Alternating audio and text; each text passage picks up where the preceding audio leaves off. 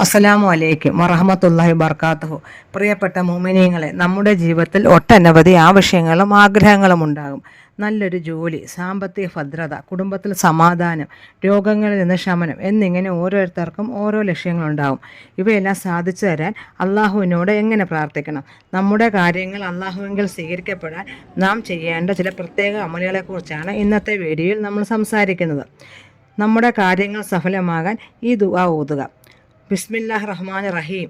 ആമന്തു ബില്ലാഹിൽ അലീം വ തവക്കൽതു അലൽ ഹയ്യിൽ ഖയ്യൂം.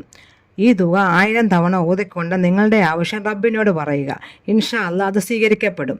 എന്നാൽ ഇതിനൊരു നിബന്ധനയുണ്ട്. ഈ അമൽ തുടങ്ങുന്നതിന് മുമ്പും അവസാനത്തിലും 100 തവണ സലാത്ത് ചെല്ലൽ നിർബന്ധമാണ്. പൂർണ്ണമായ തവക്കലോടും വിശ്വാസത്തോടും കൂടി ഇത് നിർവഹിക്കാം. നമ്മുടെ ജീവിതത്തിൽ സർവ്വവിധത്തിലുള്ള ഐശ്വര്യം ലഭിക്കാൻ സുബഹി നമസ്കാരത്തിന് ശേഷം ഈ ദിക്ർ പതിവാക്കുക. യാ വഹാബു, യാ റസാഖു, യാ മുഹിയി, യാ സലാമു, യാ അല്ലാ. പ്രിയപ്പെട്ടവരെ, പ്രാർത്ഥനയാണ് മുഅ്മിനീൻ്റെ ആയുധം. ആത്മാർത്ഥമായ പ്രാർത്ഥനയിലൂടെ മാറ്റാൻ കഴിയാത്തതായി ഒന്നുമില്ല.